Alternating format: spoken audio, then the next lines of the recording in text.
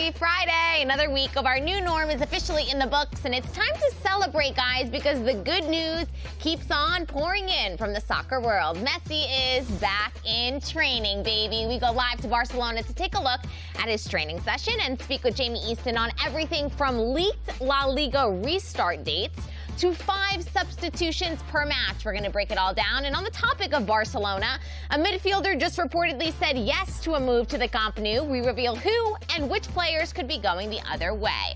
And James Rodriguez is reportedly staying in Madrid, but not at Real Madrid. We'll explain. Sports First starts now.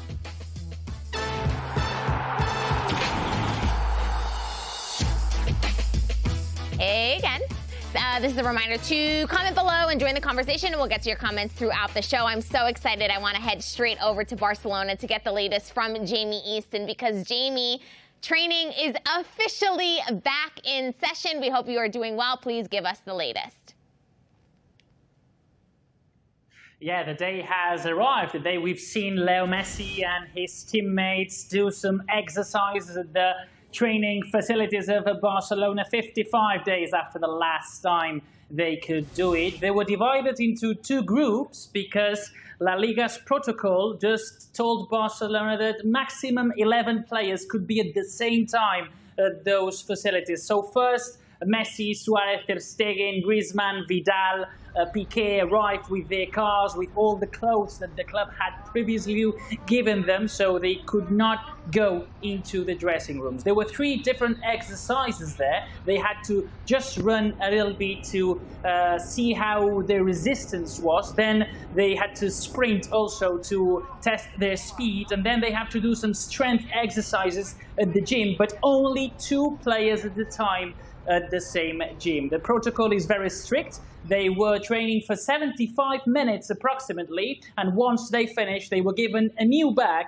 with new clothes to go the next day. And this will continue to be like this for at least 1 month, training by themselves every day.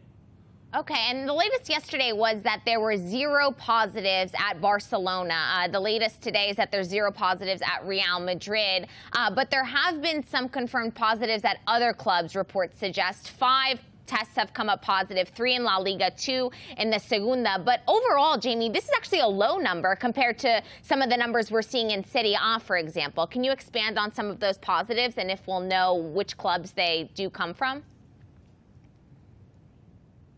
And this is really optimistic in Spain. We still don't know those positives, which club they refer to. We'll have to wait until an official statement by La Liga is made once they have all the tests and all the results. But we do know that in the Bundesliga, there were several tests testing positive of COVID-19. In Italy, quite more. And in Spain, they were expecting between 30 and 35 joining together La Liga and the second division. At the moment, only 5, as you said, 3 in the top division, 2 in the second category, and that is very good news. We'll see which teams have those tests, which teams have those positives, and we'll see also La Liga's confirmation about all these issues. Yes, we hope the good news continues to pour in. Speaking of good news, Javier Aguirre yesterday gave us some exciting news. We hope that it's correct. I want to get your take on it. Did he just let the cat out of the bag? He said yesterday in an interview with Marca Claro that La Liga were planning to resume matches on June 20th with the hopes of finishing the league on July 26th. Now, we had never really heard these dates before. He says that he heard them from someone in La Liga official. What is the deal with this news, Jaime? Yeah, well, I think Aguirre just got too excited, and today even Leganés president said that she didn't know actually where Aguirre had taken that from, because nobody in Spain knows when officially La Liga will restart. There are still 3 days on the table: the 2nd weekend on June, the 3rd weekend on June, or the last weekend on June. That is the top date that Javier Tebas wants, but everybody prefers here mid-June to restart La Liga. So the 20th of June seems like to have a lot of numbers in this sort of lottery of when La Liga will restart. So Javier Aguirre could even be right, but right now in Spain, what is right to say is that it's not official yet to know when the competition will restart. So Aguirre, don't do that. See, even the managers are getting excited and getting ahead of themselves. The last topic I want to talk about is today the International Football Association Board made amendments to some of the football laws, some of which, for example, allowing 5 substitutions per match in 3 separate times to make those substitutions, a 6th one for extra time. And they also made the use of VAR optional moving forward. I wanted to know if the Spanish FA has any interest in taking any of these amendments up. Have they confirmed that they are going to use some of them? And if so, which ones? Yeah, in fact, yesterday we knew that the Spanish FA wanted to introduce 5 substitutions in the Spanish football for this season, obviously only for this season because of what has happened, and they don't want to risk health of the players and physical condition after 2 months without doing any exercises on groups and then having to play every 3 or 4 days. So that has been approved. 5 substitutions for each game in La Liga, in the 2nd division, and in the players of lower categories. And also there can be 21 players called for each game. Until now, there were only 18. So those are 2 measures to just help a little bit managers and players to return to football, not hurry up and not cause injuries. That's what it is for. And another one that I had heard about was the water breaks. Is that another one to introduce 2 water breaks? I'm assuming 1 per half because these players are now going to be playing during warmer months and warmer temperatures. Is that one that you've heard of also? Yeah, but the water break was already in Spain in summer months, so when the temperatures were quite high. So that will still be applied, obviously, in Spain, because it's not normal to play in Seville, for example, in July, when it couldn't be like 43 degrees Celsius. So you need to take a break, you need to drink a lot of water, and maybe that is not even enough. I want to see games played in that month. It will be quite tough for the footballers. I was sweating once in May in Cordoba. I don't imagine myself in June or July in Seville at 4 p.m. Yeah, I remember when I lived in Madrid, I would need water just walking a block in Madrid in the middle of the summer months, let alone playing a full football match. Now that's no indication of my physical state. We'll move on. And the last thing I want to bring up with you is an internal Barcelona memo that states that they're actually very concerned about injuries. They're expecting some injuries, especially within these first couple of weeks of returning to training. Was this an internal memo that was leaked, and what exactly did it say? Do you have any details? Yeah, they are quite worried, as every single other team in La Liga is, but especially Barcelona doctors are worried, and that is because nobody knows how this quarantine has been for all the players. Obviously, they had a plan in mind. Quique Setién and his staff were sending different plans to every single player, but nobody was sort of controlling 100% what they were actually doing. So that is why today they did all those tests again. Running, sprinting, strength. They have to know every single detail of the physical condition. And we have to remember also that some Barcelona players had some critical levels of nearly getting to start worrying because they were near to getting some injuries. Everything is tested nowadays. They have machines when training, so those machines give you the exact numbers of your body, how it is. I would love to have one of those machines at home, by the way. But we don't know how Luis Suarez will be, for example, and we'll still have to wait for Dembélé to arrive on Monday. It seems like he can be tested by Barcelona in the end, and he has to have a special recovery too. And nobody knows how this quarantine has been for the Frenchman. Well, let's hope he doesn't return like Luka Jovic did, which we'll get to in just a couple of minutes. Jaime Easton, thank you so much for the insight. We'll be touching base again in the PM edition of Sports Burst. We'll talk to you soon. Time to welcome in Gary Bailey and George DiMatteis into the party. Hello to you both. Happy Friday. We just heard from Jaime Easton. The big news, obviously, Lionel Messi back in training. We'll keep an eye on these injuries. But these adjustments to the laws, to the football laws, these amendments made, are where I want to take this conversation. Do you guys think that this is enough to help these players avoid injury? Gary, I'll begin with you. You know, the 5 substitutions we spoke about with Jaime, the 2 water breaks, a larger squad. Is this enough, do you think? Gabby, it's difficult to say if it's enough or not. We'll only know after a few weeks. If there's lots of injuries, and everyone will obviously say, no, it's not enough. But at least it's something. And I think it's very sensible. I mean, this is the height of the summer. You need the water breaks. You need to be able to rotate players in a big squad. You need to be able to make changes during a match. And there's a little bit of a difference. I hear some people saying, well, it's like a normal pre-season, you know, it's a very hot time of the year. But normally when you start a season, it's almost gradual. I don't know if you get that sense when you watch teams, but as a player, you never, you know, of course you give 100%, but somehow there isn't that tension. They're coming back at a time when there's 9 games left, especially for the top 2. It's a sprint for the finish. Every game counts. The pressure's on. Every game you're giving 110%. So there's going to be injuries there. Anything they can do to limit that, I think, is a sensible step in the right direction. Georgie, your take on these amendments? Yeah, and I think it's a great idea. And honestly, to tell you the truth, I think they should be permanent. I think they should do that from this point going forward in La Liga, in Europe, all over the world as well. I think it's a great idea. 5 substitutions. There was also amendments in that law or words in that law where you can carry over the substitutions in competitions where extra time is required. So, and in some competitions, they've allowed 1 substitution extra in extra time and then an additional one. So you can carry over the ones from the 90 minutes into extra time if we're talking about those competitions that require extra time. In league play, obviously, you wouldn't need those rules. But I think it's a great idea, and I think it's something that they should use permanently going forward because of how many games these footballers play. They need more substitutions. You need deeper benches, deeper squads available to these managers so that they can adjust tactically and get players maybe fitter or give them more time to rest. And remember, the 5 substitutions is very important because how many times have we seen players get injured and then the managers have to use a substitution and they're down to 2 and it completely changes their tactics. It's a lot easier for a manager to deal with 4 substitutions than 2 if one of those substitutions has been burned because of injury. So I like this idea, and I think they should stick with this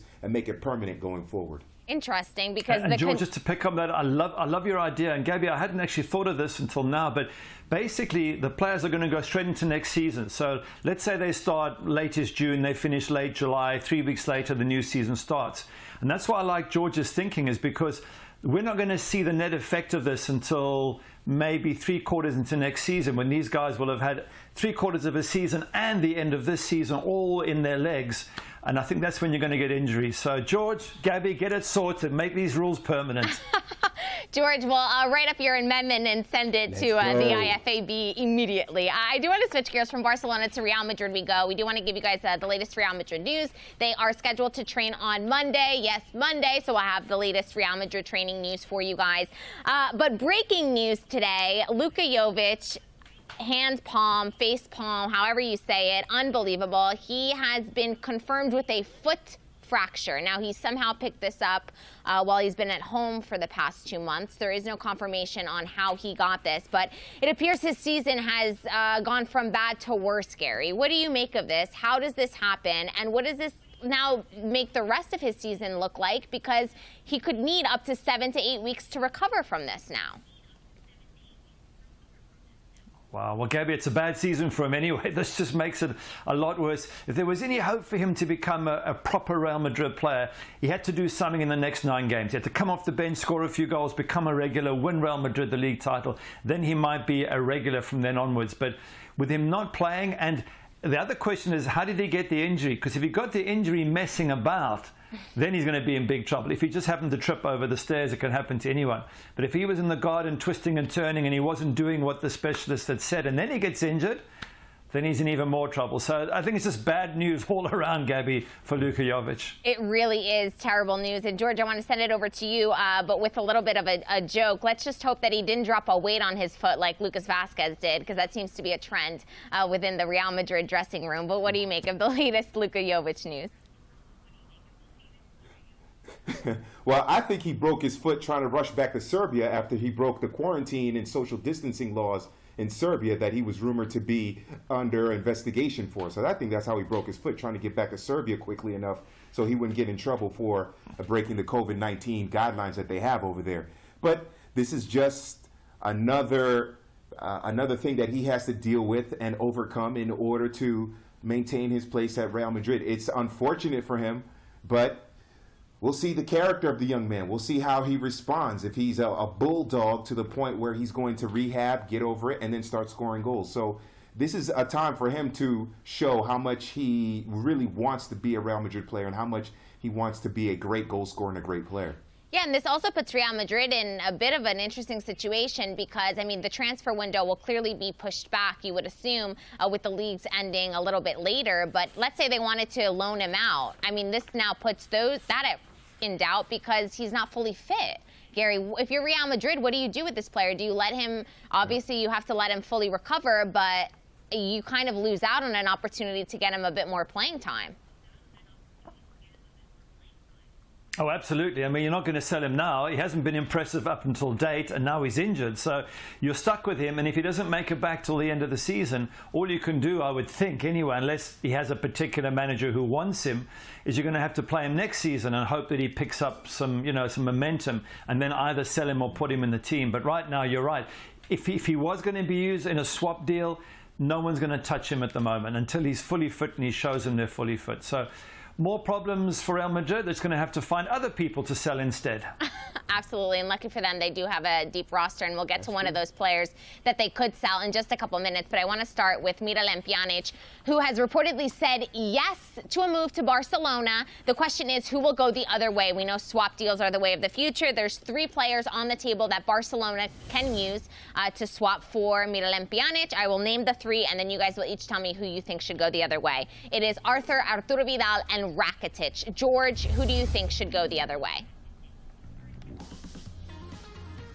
Ooh, well, I mean, if you're Inter, I love Arturo Vidal. I love his game. I love what he can do. But if you're Inter, you want the youngster, so you got to go with Artur. And I think Artur could develop and grow and become a regular starter for Antonio Conte in Internazionale. So I like Arturo Vidal. Arturo Vidal is more accomplished, but I mean, if you want that youth, you want that playmaker, and I think he could be developed and grow into an excellent playmaker in the Serie A. So I would say Artur Melo. George names the one person that Barcelona fans do not want to go. Gary, who you got? Yeah, it depends which side you're looking at it from, Gabby. I mean, if you're looking at it from an Italian perspective, then either Artur, because he's younger, or Arturo Vidal, who's played there for 3-4 years for Juve and knows the setup and knows the vibe. The last player I think they want is Rakitic, because at 32, his legs have gone a little bit. He hasn't scored in the league for Barcelona, so he's not quite the right player. If you're Barcelona, then you're thinking, you know what, Rakitic, you're out the door first, we don't need you, and then followed by Arturo Vidal. So the player that seems to tick the boxes for both teams, I think Arturo Vidal would be the right one to move. Interesting. And let's switch gears and move over to Real Madrid. I told you guys that there was a player that they could definitely get rid of, and that player is James Rodriguez, who's been linked with the likes of Inter Miami and Newcastle, and the list goes on and on. But the latest one is an old rumor, actually. It's to stay in Madrid, but instead of Real Madrid, hop over to Atletico Madrid. Now, this was a rumor last summer. They appeared to be negotiating, but after Real Madrid were, terribly beaten here in the States, actually, by Atletico Madrid, Florentino Perez put that deal on ice. Hoped to see a better side of James Rodriguez. He didn't see it, so now the rumor is back. Colombian press reporting that he's going to return to Atleti. What do you make of this one, George? This one's a stunner, because going from Real to Atleti, it's a stunner. I mean, the 2 arch rivals in that city doing business with each other. When you opened the show and you said he's going to a team in Madrid, I was like, please, Getafe. Getafe would be sweet. But they can't afford him. They can't afford Getafe. So it's obviously it's Atleti. The thing for me is I'm trying to figure out how he would fit in that Cholo Simeone system, especially when you consider they're not a team that likes to have a lot of possession. And James, that's his strength. Now, maybe without that much possession, when they do get the ball, he's the one general that can dictate the tempo in the midfield, because they really haven't had anyone in the middle of the park who's attack-minded, who can distribute and pass and control the rhythm of the game like a James. They haven't had a person like that for a while. So he could help. It would be interesting to see. I'd like to see him make that move, but I was kind of hoping that Getafe would find the funds somewhere to get him. That would be sweet. Speaking of Getafe, George, before... I'm just looking at that situation and thinking... Go ahead, Gary. Sorry, Gabby. I'm just not quite sure if he's the right player, Gabby, for for Atleti. And we've already discussed this before about João Felix and saying, well, you know, normally they press. There's not just four, but the two up front. They press, they hunt you down, they don't give you an inch. João Felix isn't that sort of player, so he struggled to fit into the system. And if you don't all press, if one of you backs off, then of course it's an outlet for the defending team. Now you're going to bring on James if you bring him in, and he's a wonderful player. Don't get me wrong, he's a brilliant player. But he's not a tackler. He's not one of those who's in your face. So is he going to fit into the system? Will Atleti be half of this team and half of that team? Will they lose their identity? In the end, he's a great buy for 25 million, Gabby. But is this the right team for him to fit in? I'm not so sure about it. I don't think it is, to be honest. Well, yeah, and you spoke about the price, and that's where I was going to go next with this. I mean, 25 mil, that seems to be a great deal for Atleti, and Real Madrid letting James go on the cheap. No, George? What do you make of that price tag? If I'm James, I'm a little insulted. Come on, only 25 million? That's all I'm worth? That's all the transfer fee? But it is a good deal for Atleti, and that might be the reason why they're interested in bringing him in. Right. And to Gary's point, it's tough to see how he's going to fit into that system. So, I mean, for that much money, it's worth the risk because of that price tag. Now, the question is going to be, how does Diego Simeone, does he adjust his tactics a little bit to accommodate James? Not too much, but just a little bit to accommodate James. Is he bright enough or humble enough to do that? That's going to be interesting to see when the leagues resume, when La Liga resumes. But just for that amount of money, it might be worth their budget to do it. It might be worth it. I tend to agree with you, George. Before we move on to our last topic, I do want to give a round of applause to Getafe. Since you brought this up, we do have to discuss it. They are allowing this year's season ticket holders to use those tickets for all of next year. They said, we are not going to charge them. Let them know that they are not going to pay anything, even if it has to come out of my pocket, the Getafe president has said. So really a class act. They were on the cover of one of the Spanish papers this morning as an example that really all clubs should follow. So our last story, and certainly not least, on this day 7 years ago, Sir Alex Ferguson announced that he was ending his reign at Manchester United, May 8th, 2013. And so with you, Gary, on the program, I wanted to give you the stage to just explain to us really what this man meant for the club and how they're still struggling in life after him, really.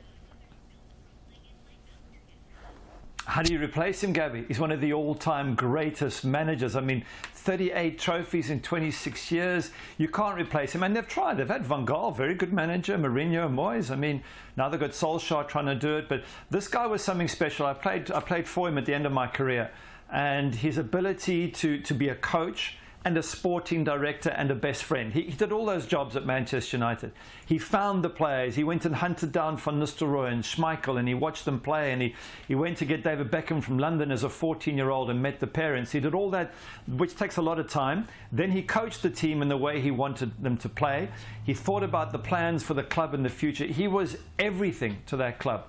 And Gabby, when they lost him, they lost one of the all-time greats. And whoever was going to step in, I mean, maybe Jurgen Klopp, in retrospect, might have been. They were looking at him, United. He might have been the one who could have kept it going. But nobody else could live in that shadow. And unfortunately, it still is a shadow. And I'm just hoping that Ole Gunnar Solskjaer is going to drag the team out of that shadow and drag himself out of it. I still think he works with Alex as well. So I think they're working with Alex behind the scenes. So hopefully it's going to bring success to United. Do you believe that it can be Ole Gunnar Solskjaer to finally take them out of this dark era or darker era? Oh, I don't know, Gabby. I hope so. I know George is an Arsenal fan, is thinking, no, I want him to fail. But I just hope he can. Look, he hasn't got the experience of a Sir Alex Ferguson or the knowledge or anything, but he seems to be showing that he can do something.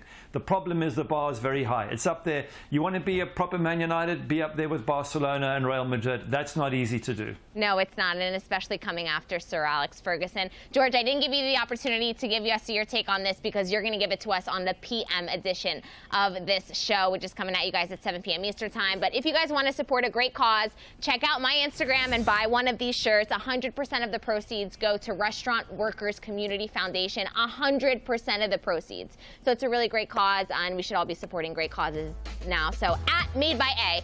And also the party doesn't stop here. Like I said, 7 p.m. Eastern time with our PM edition of Sports Burst. And then later tonight, 10 p.m. Eastern time, live on Facebook, YouTube, and our beIN Extra channel. We are traveling all the way back to 2012 when Cristiano Ronaldo silenced the Camp Nou.